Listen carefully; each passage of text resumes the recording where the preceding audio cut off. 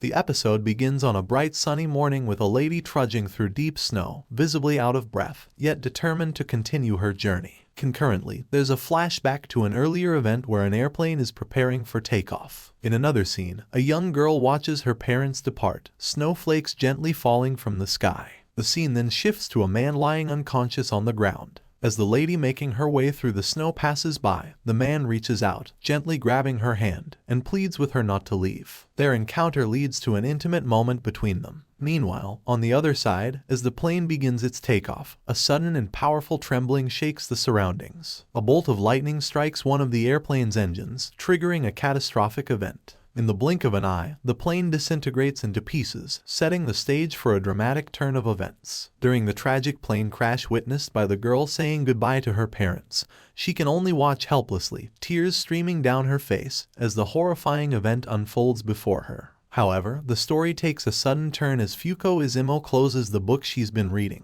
expressing regret about how her childhood should have been like the romantic manga she enjoys. It becomes clear that the earlier events were from the pages of her beloved manga. But the narrative doesn't stop there. After finishing her favorite manga, Fuuko stands at the edge of a bridge, contemplating taking her own life. Suddenly, a man captures her attention to whom Fuuko explains that all she ever wanted was a passionate romance like the ones in her manga. But due to her current circumstances, she feels unable to experience such love. Fuuko points a dagger at the man, warning him not to touch her. She goes on to threaten that if he does, he'll contract an incurable disease that could end his life. To Fuuko's astonishment, while her attention momentarily wavers, the man rushes toward the dagger, which pierces his heart. Unexpectedly, the man miraculously heals himself as if his earlier injury never happened. He proceeds to ensure Fuuko's safety, but now that the man has touched Fuuko, he waits for the promised misfortune to befall him. When the moment arrives, Fuuko warns the man that his bad luck is imminent. Suddenly, the rocky surface beneath the man collapses, and the oncoming train crushes him into pieces. Fuuko, seated on the ground, curses her own luck and feels disheartened for having cost another man his life. However, to Fuuko's astonishment, the man's head comes flying toward her out of nowhere, still alive. This sight leaves her utterly surprised. But what happens next is even more shocking. The man's head rapidly regenerates into his former body with remarkable ease. After regaining his body, the man remarks that this might be his lucky day, as he appears to have gained some insight into Fuuko's abilities. In a state of panic, Fuuko immediately flees the scene while screaming that she has encountered a zombie. The man, who identifies himself as an undead, effortlessly catches up with her. He calmly explains his condition to her, and soon as he notices two police officers approaching, the undead decides to avoid any trouble and quickly flees the area, taking Fuuko with him as he soars to another building. After landing, Fuuko attempts once more to evade the undead's presence, but he grabs her legs, preventing her escape. Fuuko, now desperate, warns the undead that if he doesn't release her, she will trigger another unlucky event. However, the undead remains resolute and insists on learning more about Fuuko's abilities. When Fuuko refuses to divulge this information, the undead begins swinging her toward the edge of the building, not relenting until Fuuko agrees to answer whatever questions he has in mind.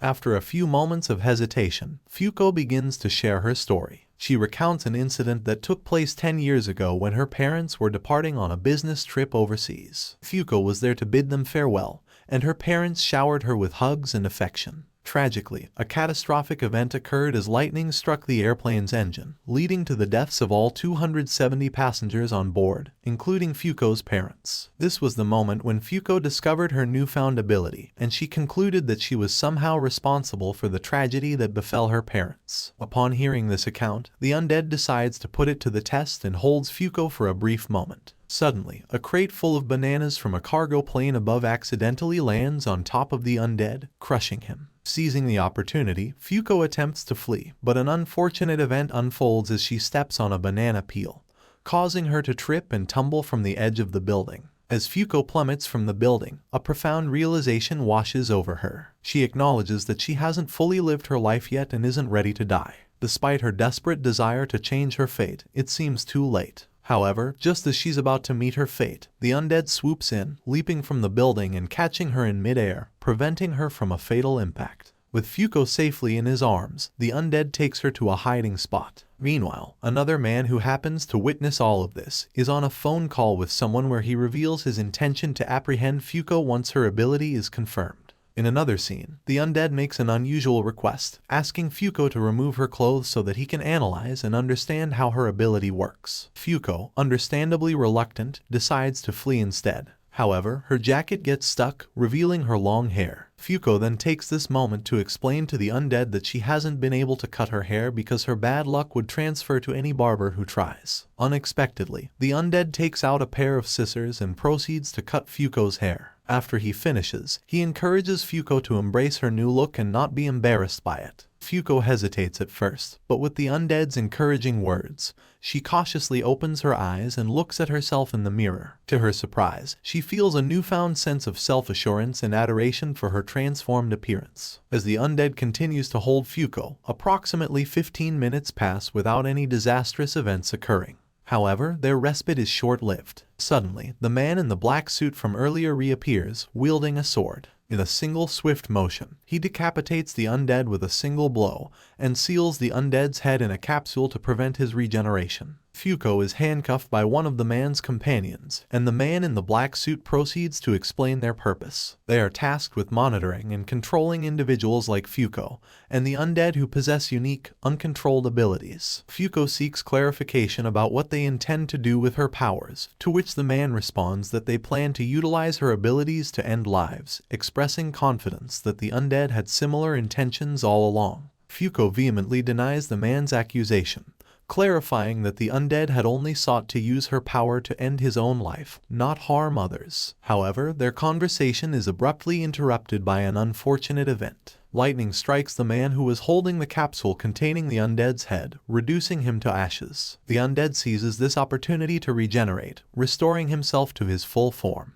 With remarkable speed and precision, he decapitates the heads of the last 4 companions of the man in the black suit in a single slash of his sword. Desperate, the man in the black suit resorts to holding Fuuko hostage. But in a surprising turn of events, the undead swiftly decapitates his own head and hurls it toward the man in black suit. As the head floats through the air, Fuuko conceives an idea. She frees herself from the man's grasp and, in a daring move, kisses the undead's severed head while it's in midair. Moments later, the man in the black suit catches the head, unsure of what just occurred. The plan unfolds flawlessly, and the undead quickly regenerates himself. Urging Fuuko to save herself, he knows what's coming next, an unfortunate event. Without delay, an unlucky event unfolds. A meteorite from the sky strikes the undead, causing a powerful explosion. After the dust and debris settle, the undead emerges from the rubble, remarkably unharmed. Fuuko, relieved and delighted to see him in good health, can hardly contain her emotions. In a subsequent scene, Fuuko decides to introduce herself to the undead and moreover proceeds to give him a name. She chooses the name Andy because it rhymes with undead, upon which the undead simply agrees with no objections. This simple act humanizes the once undead creature, forging a connection between him and Fuuko.